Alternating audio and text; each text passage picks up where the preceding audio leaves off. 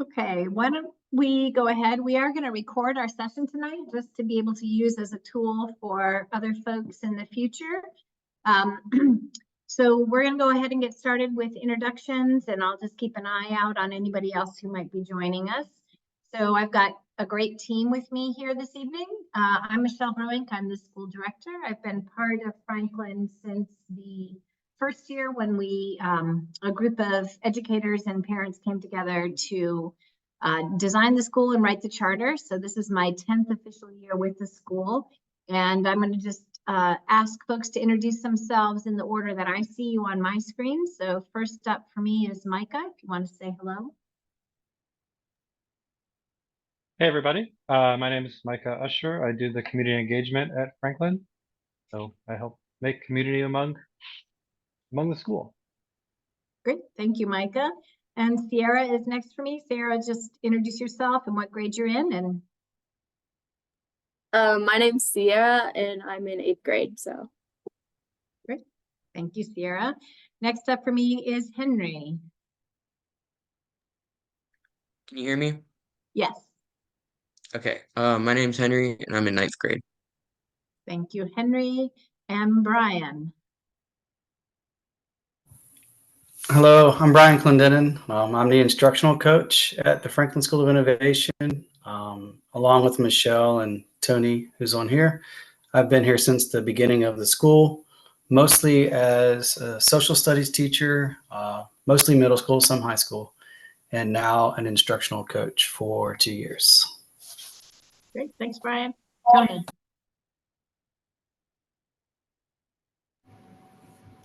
I'm Tony Freeman. I'm the middle school principal. Started out here 10 years ago as 6th grade ELA teacher, and this is my 4th year in this role. So welcome. Glad you guys are all here. Great, thanks to my team. So we're going to go through a presentation this evening, but we'll certainly have time for questions at the end, and you'll get a chance to hear from everybody on here. So I'm grateful to have a large team with me, and hopefully I won't have to do too much talking. But we're going to go ahead and start with just the background about the school. So Mike, if we can go to that slide, it'd be great. So this is, as you heard from the team, this is our 10th year as a school. We started over on the other side of town in temporary space with about a little over 200 students in grades 6 through 9. That year, my daughter was actually in 6th grade, so she was part of our first class, and she is now off to college. So we've grown a bit since then. We've got a little over 700 students this year in grades 5 through 12. We have about capacity to grow to about 100 additional students, and we'll bring those in predominantly by continuing to grow out our 5th grade a little bit, and then growing out our junior and senior classes, which are a little bit smaller yet. And we've got larger classes of 9th and 10th grade coming up. We've changed a lot. We've had a lot of changes to our physical campus, but we've been an EL education school since the very beginning. And that is part of who we are as a school. It's built into our charter. It is what we will do forever. So or at least for as long as I can see ahead. And so we're going to talk a lot about what it means to be an EL education school. I think that's what really sets us apart. It's the only EL middle to high school in our area, and I think it's actually the only EL high school in the whole state of North Carolina. So we think this is the right model for kids, and we are also just very committed to it in our school. So we're going to talk about that a lot. The part we're going to start with is going to be crew, because that is at the heart of the school. But we'll also talk about all the other parts of our school, the ways that we are like others and the ways that we think we are set apart. So I do want to just call out one thing here in our high school. I don't know what grades folks are looking at here tonight. You could pop that in the chat if you wanted to.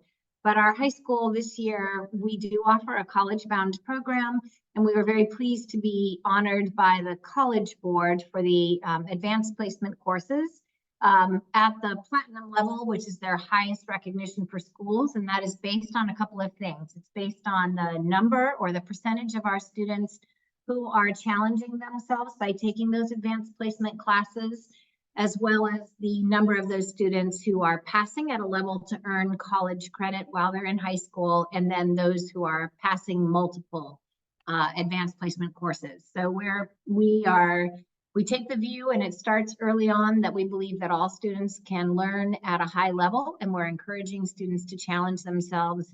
And we provide those opportunities for kids to really deepen that learning when they get into those upper grades and they're really ready for that level. So we're very proud of that recognition. Mike, if we can go on to the Cru slide, we'll start right there. Because Cru really is the heart of our school, and I'm going to let other folks talk about it, but I'm going to just give you a little bit of the outline of what Cru is. So Cru is our advisory program. It comes out of the Outward Bound model. The EL education model is based on Outward Bound and the Harvard School of Education, and so they come together in an educational model. And Cru is a piece that comes out of that. Every student belongs to a crew, and the idea is that we are all crew, we're not passengers. So you don't get to just sit around and watch everybody else do the work here. Everybody's expected to kind of jump in and be part. So Cru is, we organize our crews by grade level. So every student is in a crew with other students from their grade level. It's usually about 12 to 14 students. They're partnered up with a staff member here, and they meet every day for about a half an hour. So I'm going to let Brian actually talk a little bit about being a crew leader, because he is a crew leader this year and has been ever since he started with the school. So Brian, if you can just take a minute and talk about what it's like to be a crew leader, and maybe a little bit about how that's different from what you might do at another school. Yeah, absolutely. I love Cru. Cru's often my favorite time of day, especially since I'm not in the classroom anymore. So it's the only time I get to spend predominantly with students. In sixth grade and lots of the grades, there's different thematic days where it could be literacy day, adventure fitness, executive function, where students are given time to organize, check in on grades, check in with teachers. It's often collaborative, and we work on building the habits of scholarship that are monumental for our school. So the habits of collaboration, of ethics, inquiry, persistence, action, and leadership. We feel that these are characteristics that, regardless of what you do after school, they are essential to being good for society in general. It's different than other schools, other public schools that I've worked in, because you do have a small group of students, and you do have this intentional character building daily, where most other public schools that I've worked in before, they might have advisor, advisee, or something else, but it doesn't have the same feel. It doesn't, as a lot of students often tell me, it doesn't feel like their school family. So that is what I really enjoy and love about Cru, is really getting to know a small group of students really well. Great, thank you, Brian. And I will say that when we started the school, that was the one thing that we really wanted to make sure happened. My background prior to being part of FSI, I worked in education and research. And when you study schools, you'll see that schools where students are learning and growing, you can ask one question that predicts whether that's true. And that question is there an adult at school that really cares about you? And if you ask that question and the kids all say yes, then you know that that school is headed in the right direction. And if you ask that question, no matter how beautiful their building is, how wonderful everything else is, you're not going to be headed in the directions that you want to go. So Cru is where we make sure that we have time in the day for teachers to really get to know students, and with that goal that every student's going to feel like they've got someone who really knows and cares about them deeply. So it's a very intentional time at our school, and something that any school could do, but you have to be committed to making the time for it. So it is not something that you see typically in very many schools. We have a Cru coach. We spend time training teachers on how to do Cru. It's not probably something that you learn about in your teacher education programs. So we do work on making sure that we're supporting our teachers in how to do this well. And it's something that you'll hear about from us all the time. So we're going to move on from Crew. Crew is, as Brian said, kind of where we start that character development and really focus on those habits of scholarship. They're not just words in our school, they're really something that we expect to see living in our classrooms, living throughout the building. So they are talked about in Crew, but we also want to see them when we walk into the classroom. So when a teacher is giving a lesson, we'll typically have something we call a learning target, which is what they're learning that day. I want to see something that's tied to the academics, but I also want to see them connecting it in to what these habits of scholarship are. And we focus on these a lot as well as we prepare students for their student-led conferences. So they're in that process right now of, at many grades, of starting to get ready for their student-led conferences. And they'll be reflecting on, like, which of these habits do you think are a strength for you? What are you working on to get better at? And so I want, when I feel like they're really living in our building, kids will sort of unconsciously talk about one another in this language. They'll be like, oh, Sierra's really great at persistence or collaborating, and they'll introduce each other in that way. That's when I know that we're spending enough time on it. So that's what I'm always looking for. So I am going to ask Henry just a little bit, if you could talk about one of these habits that you feel like you've grown in since you started at our school. Henry joined our school in 5th grade. He's in 9th grade this year. I think that he has probably been a great example of all of these habits at some point in time, but I'd love to hear him tell us what he thinks he's grown in the most. Yeah, so I think that I've definitely grown in collaboration the most because I'm usually a pretty independent person and I like to work usually alone. But over the past 5, 6 years, I've really grown to enjoy having a group and not have to carry the whole project on my own. Uh, and my class that I have in 9th grade is overall a pretty positive group of kids, so I can work with most of them without problems. Um, but yeah, the Franklin has definitely helped me expand on collaboration a lot, and I'm really thankful for that. Great, thank you, Henry. I would agree with you. I think that that's an area that you've come to exhibit very well. And I see you interacting with all sorts of different students and different groups within the school. And I think that that's something that you're not going to get in a lot of schools. I think one of the things that our education model focuses on is a lot of individual growth. Individual growth is important. But if we can't get along with one another, when if you're an employer and you're hiring, you're usually hiring for somebody that can be part of a team and can make the team better through their contributions. So that ability to learn to work together is really important.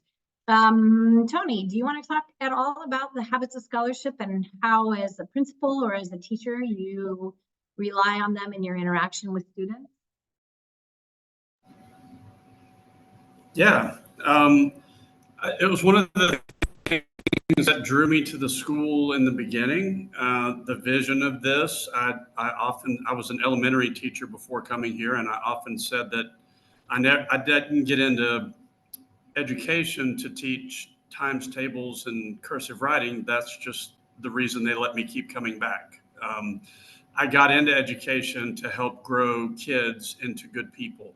And I think all of these habits, and among many other things we talk about with kids, all help to kind of give them the foundation they need to be successful, not just in school, but in life. And if we do it right, like Michelle said, they do take it in as part of their experience, and it becomes, they internalize it, and it becomes part of what's important to them.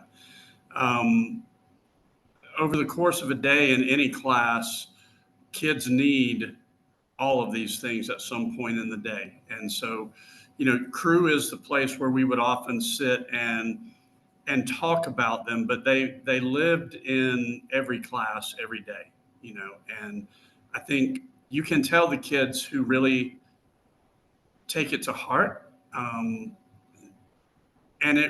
they're connected to their academic success as well. So the smartest kid in the class who doesn't have persistence or doesn't know how to collaborate with others, or, you know, in a worst case scenario, doesn't have ethics, they're not going to be successful. They're not going to strive to do their best. They're not going to do the things that make them stand out in the world or in class. So I do think they're important. We do lots of things. Sometimes it's games. Sometimes it's just having a conversation about reflecting on how they, you know, impact your life at school.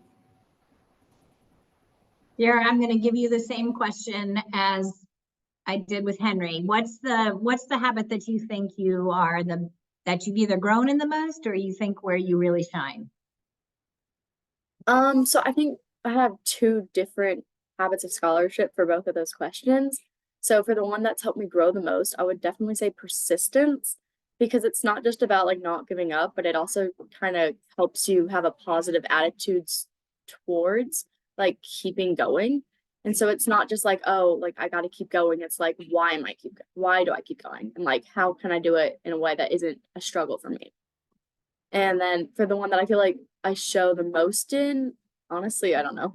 I feel like that's kind of a hard question to self-reflect on, but I would honestly say collaboration, because I've kind of, like Henry said, I was kind of more of like I'll do the work and then I'll just kind of like, I'll do the work by myself. And so it's kind of been nice to like grow on that and just learn how to separate the work and not just do it all by myself at home and then come back and everyone take credit for it.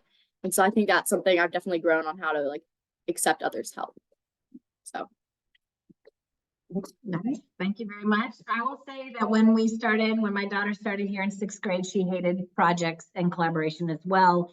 And throughout her years here, she learned to really value that. And it became something that she was looking at. How could she go on into college and find a place where she would be able to continue that? So she was definitely also one of those, like, let me just do it myself and I'll get it done fast and it'll be fine. And that lasted through, I think, the first project, and it probably was in Mr. Freeman's class, and they put all their projects up on the wall, and she took a look around and she was like, whoa, wait a minute. So she had to really learn to rethink her approach to working. And I think in the end, she's a much stronger student for it. All right, so thank you so much for helping us talk about our habits of scholarship. It's a big part of how we think. Like if we're just really reflecting and giving students that opportunity to think about those habits and think about how they develop them, they are things that we can learn and grow in. And so as long as students recognize that it's not a thing that you just are born with, it's a thing that you develop over time, then we're on the right track. And those came out when we started the school, how we settled on those. We were really thinking about what are the futures and what are the traits or the characteristics that our students are going to really need to have when they leave our place. And so as they head into a future that changes ever faster and faster, these are what we think are going to stand them through.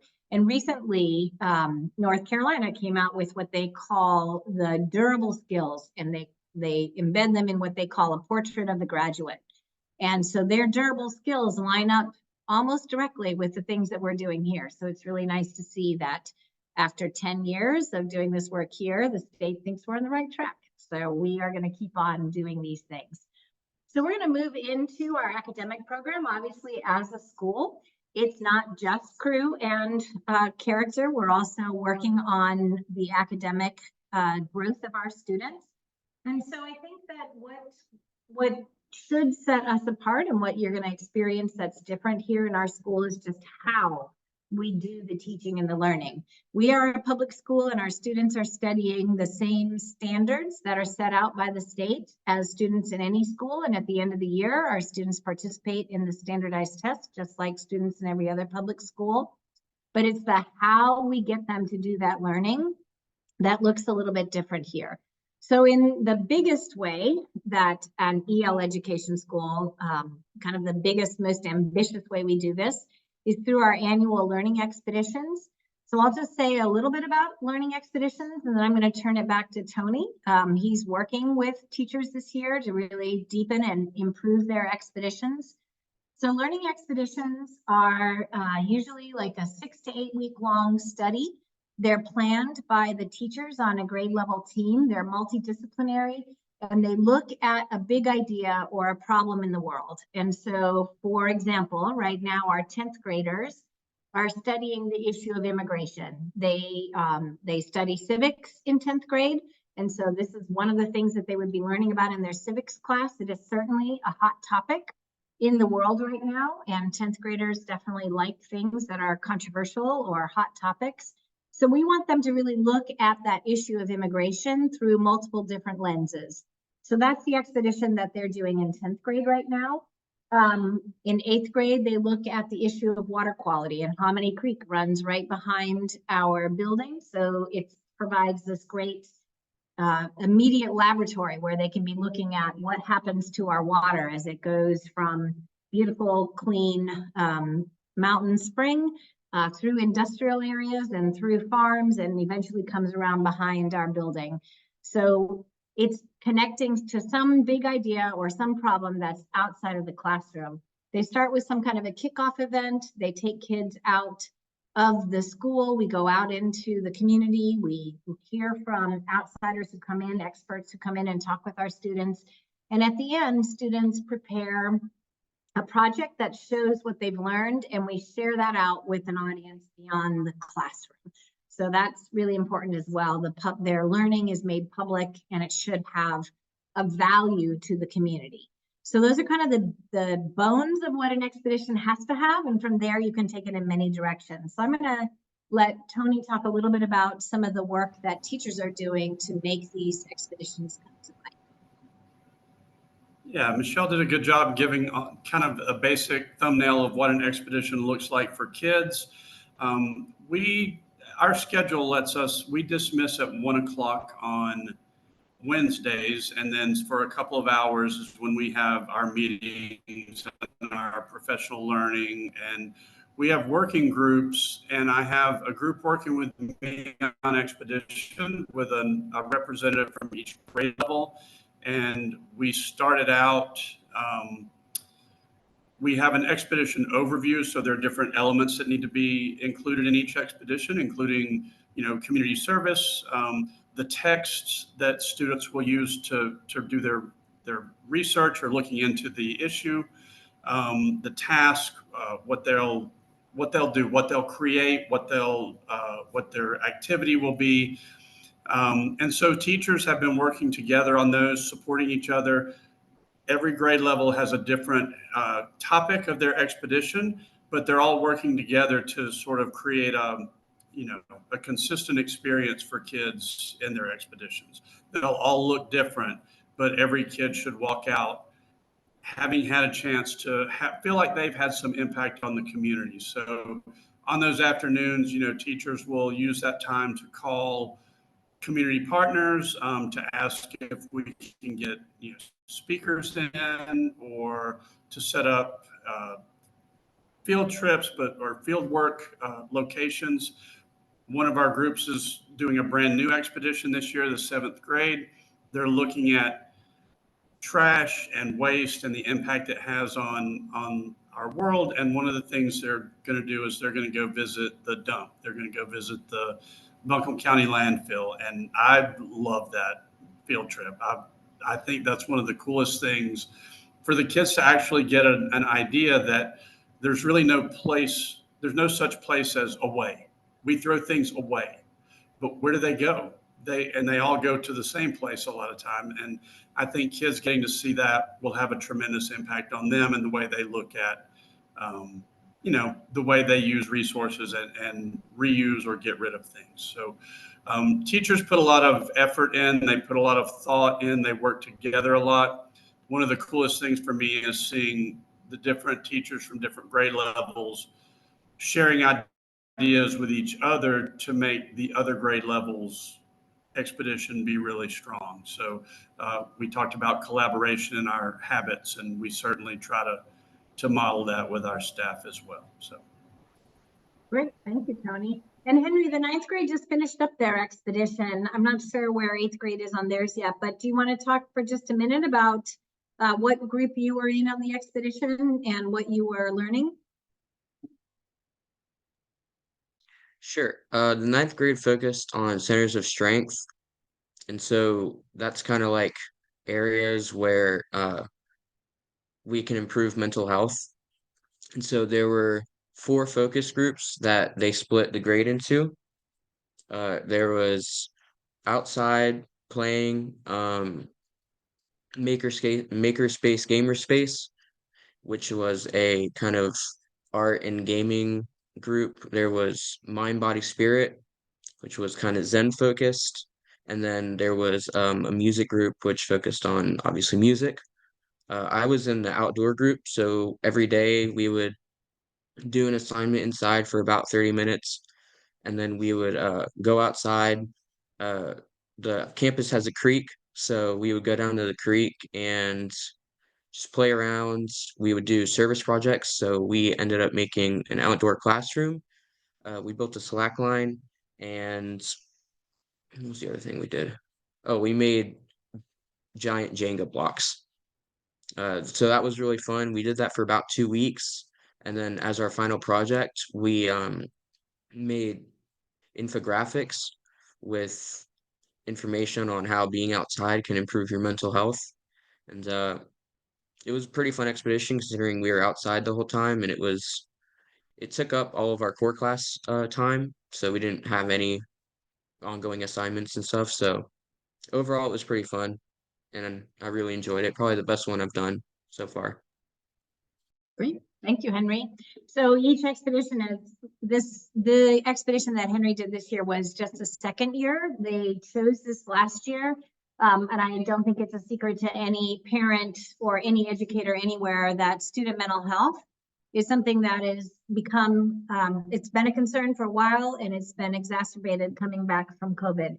So looking for ways that we can help students find their strengths and how they can improve their own mental health and experience joy is really something that we've been really focused on as a school, is how can we bring joy back into the learning process, and how can we help students find their own ability to be well in whatever that looks like and means for them. So finding those ways that they can connect to lifelong habits that they can build, or lifelong activities that they can participate in that can help them be well. So I really love that expedition, and it was really fun to see the students' presentations and what they had learned through that process. And there was a lot of choice. They could choose which of those groups was the best fit for them. And it really speaks to the individuality of our students in that way as well. So I thought it was a great one.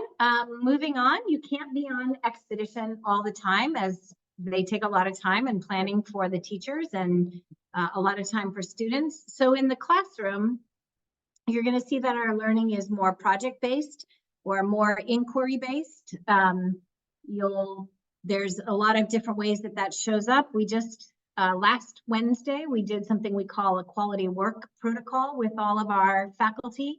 We invite them to bring in projects, and we spend time as a whole team looking at the work and how they've set students up to do high quality work. And so it's a wonderful way, again, that we're fostering that collaboration among our staff, but it also gives us that opportunity to see what are kids doing in the classroom and what do those projects look like, and to see what kind of creative ways teachers are finding to teach the standards and have kids participate in learning. So I want to give Sierra a chance. I'm going to put you on the spot. Can you think of a project that you've done while you were at Franklin that you really enjoyed? And maybe just tell us a little bit about what that project was. So we've done like many great projects, but one that it just came to mind that we just recently did was in science, where we made these small little paper plate aquariums. So we were learning about the oceans and the different zones and creatures that survived and how they adapted to survive where they did. And so as a final project, instead of having a big end grade, we made a little craft. And so basically we got paper plates and we kind of colored it and designed it. She gave us freedom. She provided art supplies, and we had a rubric, but we turned it into a project that helped display what we had learned on oceans. And I thought it was really creative because it was honestly really fun to think it through and then be able to actually go hands-on and like do artwork. But it also showed everything we'd learned, and we were able to fit it on such a small plate that at the end of it, we were all really felt accomplished in what we had just done. So Great, thank you. All right, does anybody, Brian, do you want to talk at all about just learning in the classroom? When Brian was a social studies teacher, he was that guy that was always doing something very clever in his classroom. I think my daughter wrote songs about the like revolution, maybe, I don't know, I can't remember all of them, but I remember all the cool things that she did in your class. So you can talk a little bit about, as the instructional coach, how are you supporting teachers in developing work in their classroom that's not just direct lecture all the time or just worksheets that kids are doing? Yeah, I think it really lies in the school's model of education to be more student directed, have a more student directed classroom than more of a traditional lecture based classroom. And that can feel awkward for somebody who may not be used to it. And it may take them time to grow into that role, which is something that I am trying to support newer teachers with, or teachers who have a more traditional background. But EL's model is really student centered in that it focuses on more student voice instead of teacher voice. So I had Henry for a little bit of time during the COVID years, and I had Sierra in 6th grade, and their voices were more important than mine. And I think the more we can turn the classroom over to have students doing the thinking and the talking and the sharing versus the teacher being the center of knowledge and knowing everything about any topic that's presented in class, the more the students become engaged in the work because it's their voice behind the ideas that are presented. That doesn't mean you don't have direct instruction. That doesn't mean you don't take notes and do really close reading, but it becomes more of the student's job than the teacher's job to uncover or discover the information. Great, thank you, Brian. I think Michelle, I think it was a Renaissance rap. It was on the No, you're Renaissance, right. and they came up with a rap, and it was very lovely. They were amazing, and we were still in our temporary space over on the other side, and I think the kids had only been with us for a couple months, but I remember that well, and I think the kids could still probably do their rap and tell me all about the Renaissance. So that learning lasts a long time. So that's a little bit about our academics. I can share just for a minute, like I've been in classrooms quite a bit lately, and I think an example of what EL education in a math class might look like in our 6th grade math class. You do need to do a lot of like individual work, right? Like kids have to do individual math practice in order to get better at math. But when I go into our 6th grade math class, a couple of things that I really love that he's doing.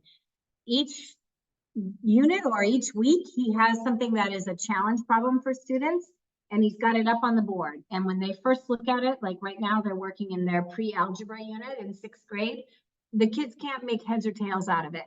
It's just numbers and letters and symbols that don't mean anything to them. And he tells them, yeah, you don't know what you're doing yet. But then over the course of the week or the unit, they're learning a piece of each of it. And then he gives kids the opportunity to try to solve that challenge problem that was way ahead of what they could do when they started, but they're learning a piece each day along the way. And so then some of the kids are able to start solving that problem, which is steps above them early on, just taking what they do already know or what they're learning and applying it. So I just think that's such a brilliant way of showing kids where they're going, and they're getting there piece by piece. And he involves them in, they've got time that they can have conversations with their peers and talk about how would you solve this problem and share their different approaches. And then also time that they're working on individual whiteboards and showing him what they can do themselves. So he's just got this really perfect combination of kids engaged in direct learning, kids engaged in conversations and applying what they know to a new, harder problem that they don't know how to solve yet. And then kids doing that individual, like doing the individual work and doing the collaborative work to get there together. So It's not always building something in math class. Sometimes you are doing math problems, but even in math class, when you're doing those math problems, there's ways to do them that are more student-centered, and they're doing the work. And he's just setting it all up and letting them solve the problems. And we see tremendous growth for kids in his math class every year. So we know that that approach works. So that's a little bit about what EL education looks like on a day-to-day basis in the class. Kids they study each of their different subjects. They go from room to room and teacher to teacher. So they're going to have 4 core teachers that teach each of those subjects, and then they're elective teachers as well. So in those ways, it looks like another school, but I think, as Sierra said, you're going to do a lot more of the work is going to involve projects and collaboration than what you might traditionally find. So we are also more than just classrooms, right? And especially in middle school and high school, I think it's really important to have a lot of opportunities for kids to get involved through clubs and sports and service. So let's just talk about this a little bit. And I know both Henry and Sierra have been involved in a variety of clubs here. So I'm going to let each of them, Sierra, if you want to just tell us a little bit about a few of the things that you've done, and then Henry can tell us a little bit about, I hope Henry will tell us a little bit about the TED Talk that he helped to sponsor or to run. And then we can kind of just let you see all of these different activities that we have available for students in our school.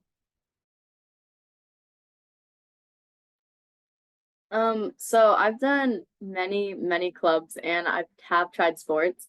So I am in math club, which is super fun, and it's not just a bunch of math. Like, you do learn helpful skills, but you also do like Sudoku and fun things like that. So it's not just like a math class, it's actually really fun. I'm also in student council, and so that's a nice way. We've planned many things and done many fundraisers that's really just fun to put together, and all of which are like a group that we just work together to do things. And then next week I'm going out for the soccer team. I've done it in the past, and it's always fun, and it's just fun to get outside and play a sport that I love. So great, thank you. And Sierra's not just on the student council. I'm pretty sure she's the middle school student council president, right? Yeah. So not just a participant, but taking a leadership role there.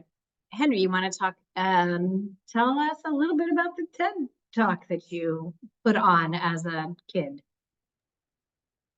Yeah, so every year, since I think it's been going on for 4 years now, Dr. Hawkins, the 9th grade English teacher, has run or helped sponsor a TEDx youth event, which is 98% run by students.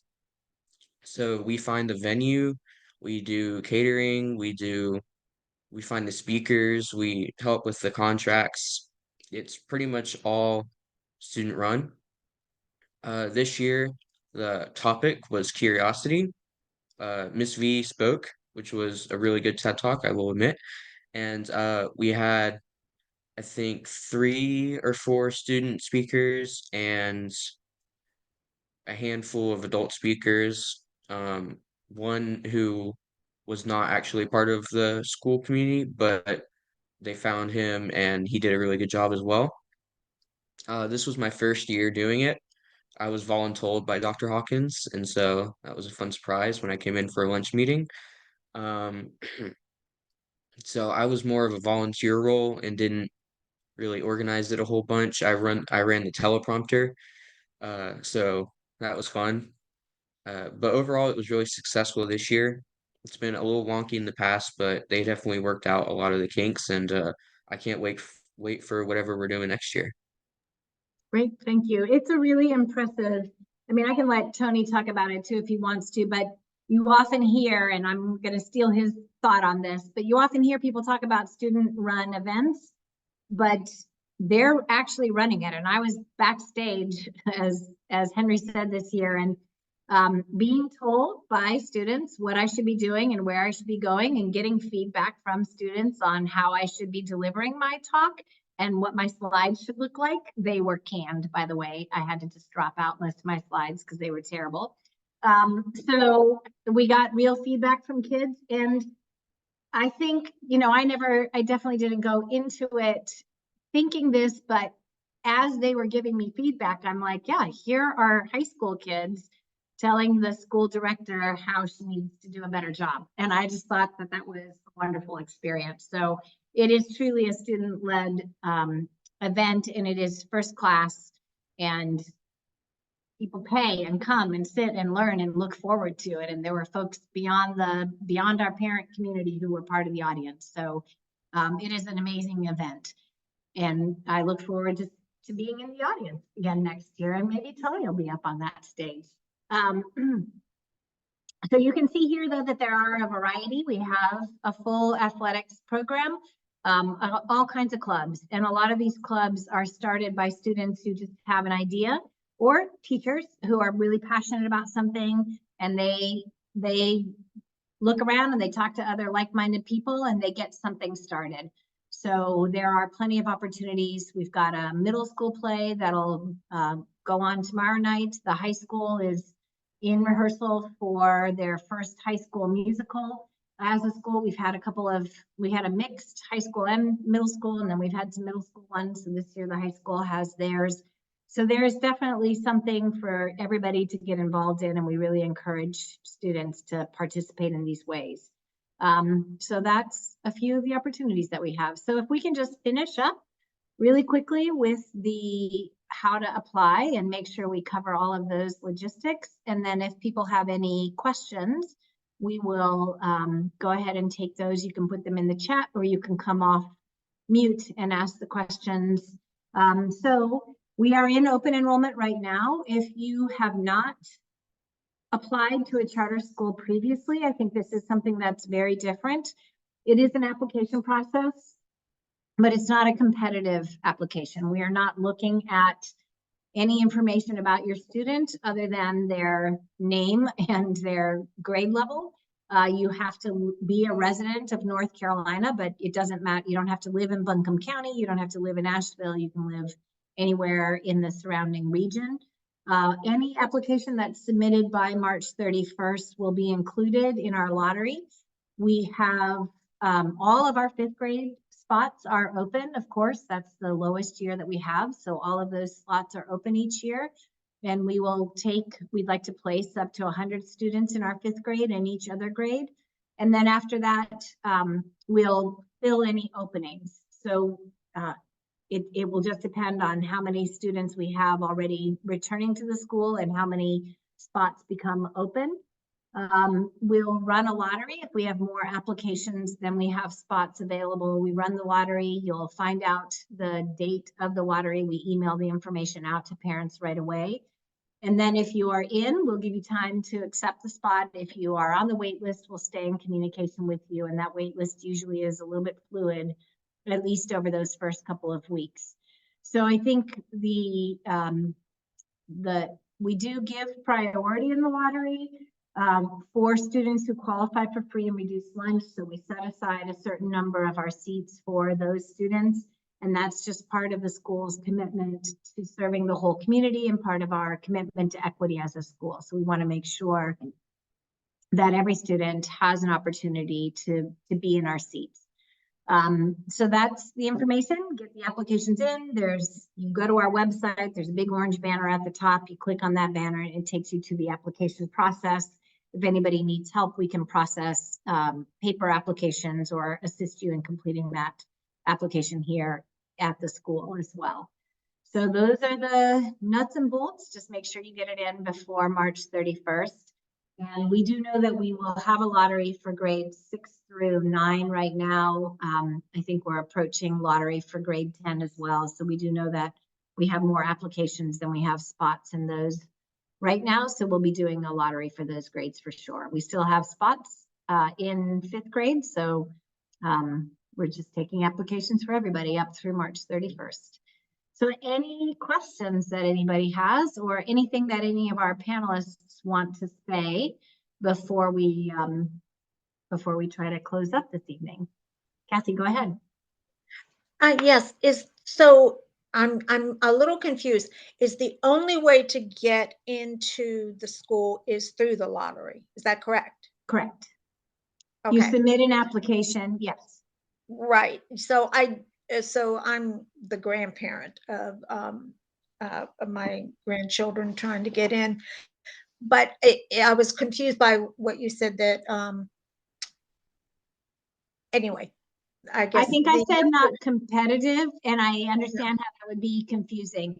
If we are not ranking your students. So it doesn't matter. We're not looking at things like what are their prior grades or what is their prior school experience.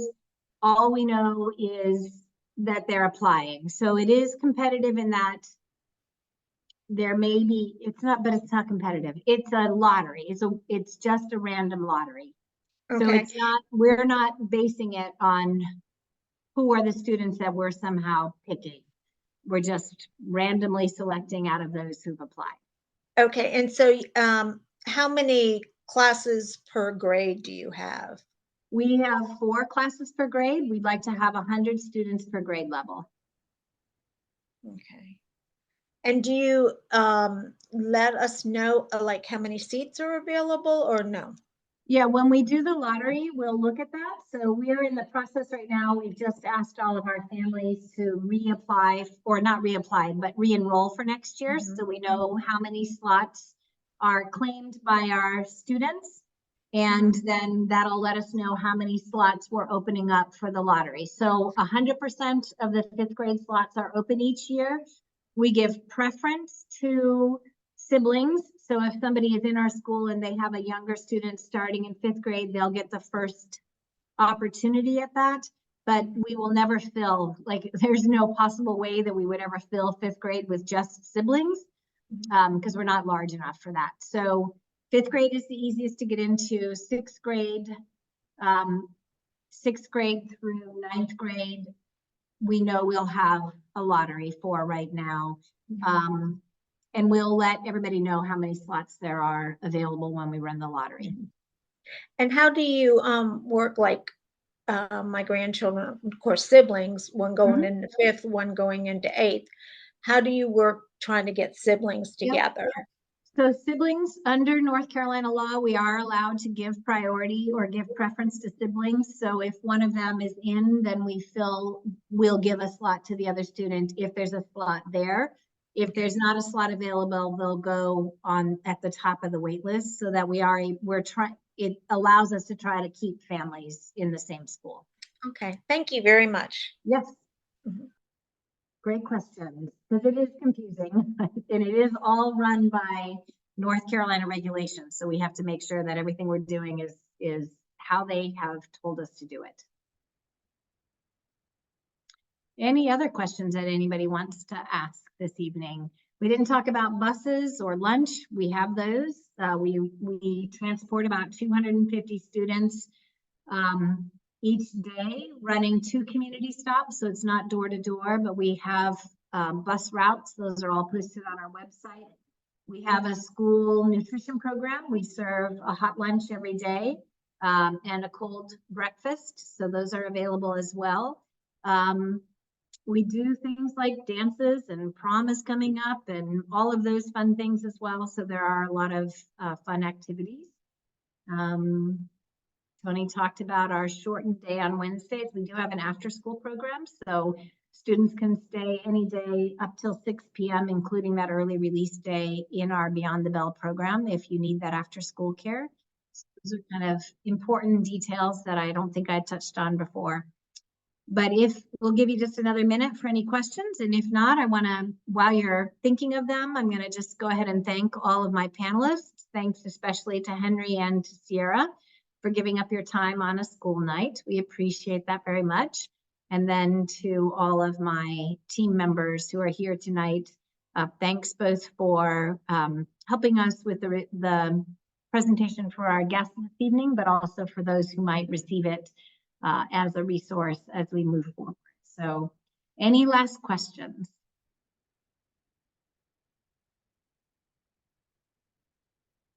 All right. Oh, how often do students have PE or the arts?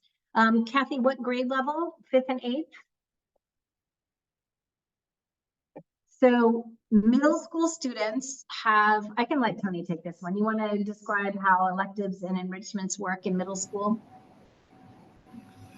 Sure. We have specials or enrichment teachers for art, PE, theater, music, and technology in the middle school. And in 8th grade, they have a choice of two things, 2 semester-long enrichment classes, or they can also do a year-long French or Spanish class for high school credit.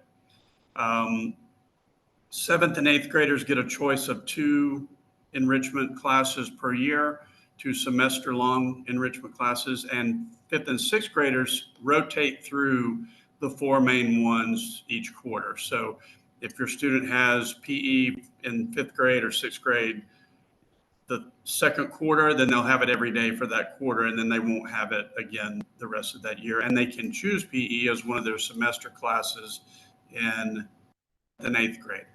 Now, all of the students in the middle school, 5th through 8th grade, do have 30 minutes of recess each day. So, they get their exercise and free time and socializing then as well. So our classes are an hour each, and that includes the elective. We have 5 periods a day, 4 core classes, and 1 elective, along with 30 minutes for lunch, 30 minutes for crew, and 30 minutes for recess. And so those anything else, electives, sorry, those electives are art, theater, technology, and PE. PE. For all of them. Starting in 7th grade, we add music, and starting in 8th grade, as Tony said, they have the option to start a language. Thank you. Appreciate it. Yep. All right, last call for questions.